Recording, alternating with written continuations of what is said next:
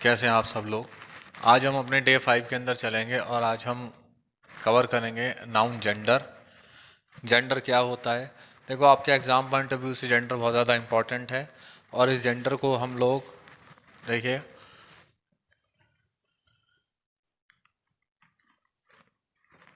Gender दो type के होते हैं भाई, ठीक है।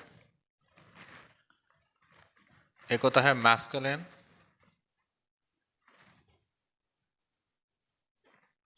और एक फेमिनिन, ठीक है। मैस्कुलिन और फेमिनिन। मैस्कुलिन जो है बेसिकली देखो, हम लोग बोलते हैं कि भाई ट्रेन आ रही है, ठीक है। उसको हम क्या करते हैं, फेमिनिन के हिसाब से काउंट करते हैं, ठीक है। सागर में बहुत पानी बढ़ गया है तो हम उसको कैसे काउंट करते हैं, मैस्कुलिन के हिसाब से हम काउंट करते हैं। देखो, ये मस्कुलाइन नहीं होता, ये मैस्कुलिन होता है या फेमिनिन होता है। तो जेंडर के अंदर यही दो इम्पॉर्टेंट है, मैस्कुलिन और फेमिनिन। अभी हम इसको स्टेप वाइज डिस्कस कर लेंगे कि जेंडर किस तरीके से हमारे एग्ज़ाम पॉइंट ऑफ व्यू के हिसाब से इम्पॉर्टेंट है।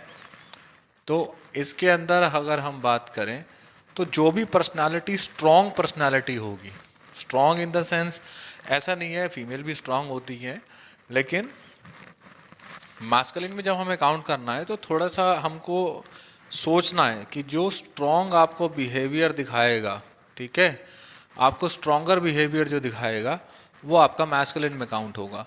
और फेमिनिन के अंदर जैसे मान के चले हम लव,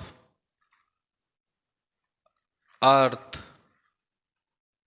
आपका मून, ये सब ऐसी चीज़ें हैं जो आपको क्या करती हैं, एक स्नेह भाव आपको दिखाती है, ठीक है। अब मास्कुलिन के अंदर हम स्ट्रॉन्गर की जो बात हम करके चल रहे हैं तो इसके अंदर हम लोग क्या क्या काउंट कर सकते हैं, जैसे कि समय, टाइम। दूसरा, इसके अंदर हम ओशियन को हम लोग इसमें देख सकते हैं, ठीक है। टाइम, ओशियन, सन,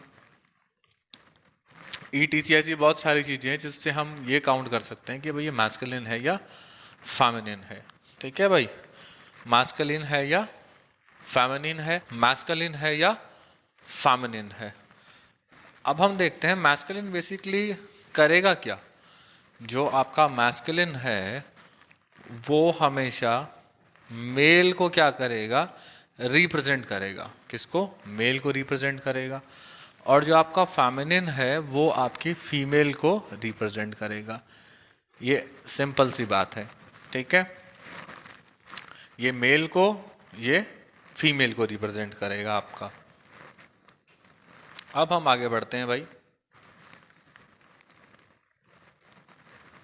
एक तो हुआ मैस्कुलिन, एक हुआ फेमिनिन। उसके बाद आपका जो आता है वो आता है न्यूटर। क्या? एक न्यूटर भी होता है, न्यूटर जेंडर, थर्ड नंबर। देखो भाई, न्यूटर के अंदर आप लोग क्या कर सकते हो, ये पहली बात तो भाई नॉन लिविंग होगा। इसे हम एब्स्ट्रैक्ट नाउन के अंदर भी काउंट कर सकते हैं। अब नॉन लिविंग क्या क्या हो सकता है भाई? टेबल, आपका चेयर, फैन,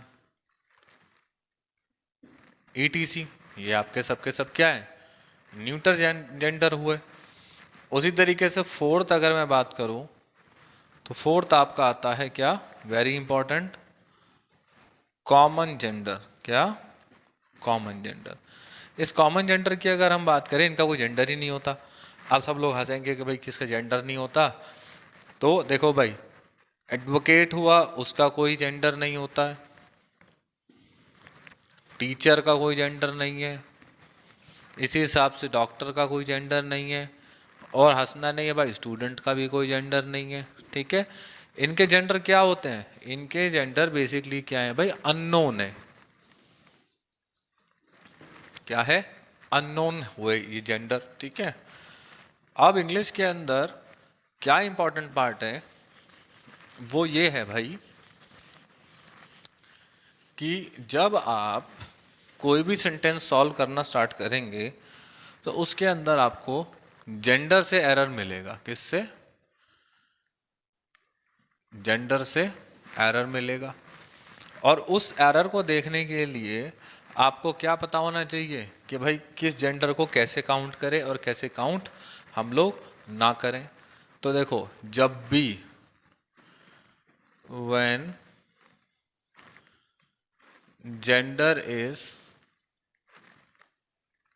अननोन, क्या, जब जेंडर आपको पता ही नहीं है, आपके क्वेश्चन के अंदर वो जेंडर जो है वो आपको समझ में नहीं आ रहा कि है या नहीं है, तो देखो वो सीधा सीधा जो जाएगा वो कॉमन जेंडर के अंदर चला जाएगा भाई। इसमें कॉमन जेंडर के अंदर वो पहुंच जाएगा सीधा सीधा। और जब वो कॉमन जेंडर के अंदर जाएगा तो आपको उसके हिसाब से प्रायोरिटी लगानी पड़ेगी। क्या करना पड़ेगा? उसके हिसाब से आपको प्रायोरिटी लगानी पड़ेगी। अब देखो, जनरल इंग्लिश के हिसाब से अगर मैं बात करूं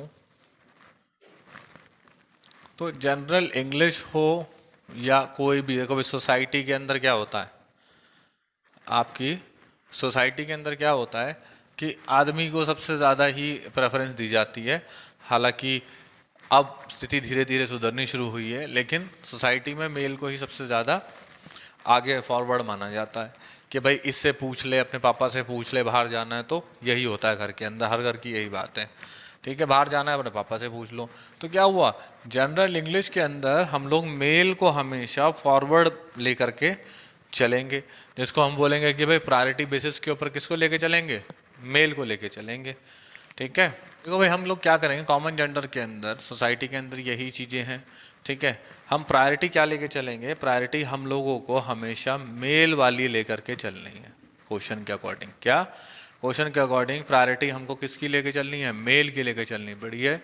जब भी हमको क्या हो, कॉमन जेंडर नज़र आए और जो जेंडर है वो क्या हो, आपका अननोन हो। जब आपका जेंडर अननोन हो, देखो आपके कम से कम 2 से 3 क्वेश्चन इसी से सॉल्व हो जाएंगे, ठीक है। प्रायोरिटी मेल की लेके चलो। मेल की प्रायोरिटी कैसे लेके चलनी है, सबसे पहले चेक करो ही,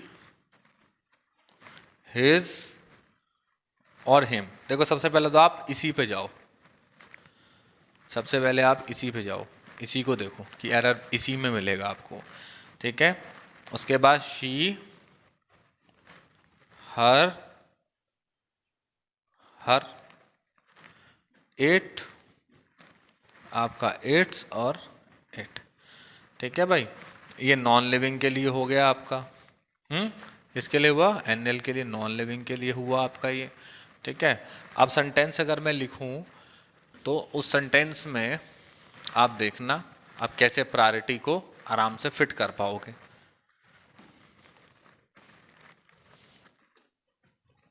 स्टूडेंट शुड यूटिलाइज इट या हिज या फिर देयर टाइम, ठीक है। डॉक्टर इज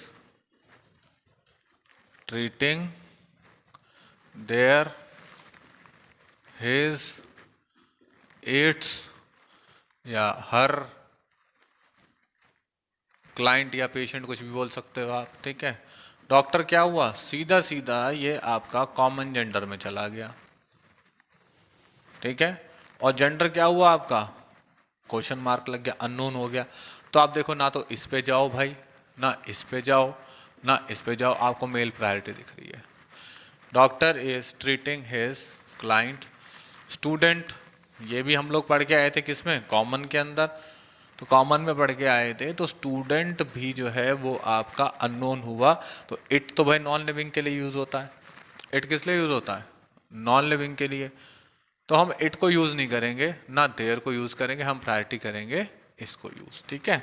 आपके एग्जाम पॉइंट ऑफ व्यू के हिसाब से अगर मैं बात करूं तो आपकी प्रायोरिटी अगर लगानी आपको आ गई तो आपका कम से कम क्वेश्चन के अंदर आप प्रायोरिटी एरिया से कुछ आएगा तो 1 से 2 नंबर आप इजीली इसको कर पाओगे, ठीक है। डे 5 के अंदर बहुत छोटा सा टॉपिक हमने डिस्कस किया है, ठीक है। आपको वीडियो अच्छी लग रही है, लाइक कर दें, कमेंट कर दें और शेयर कर दें। जय हिंद, जय भारत, वंदे मातरम।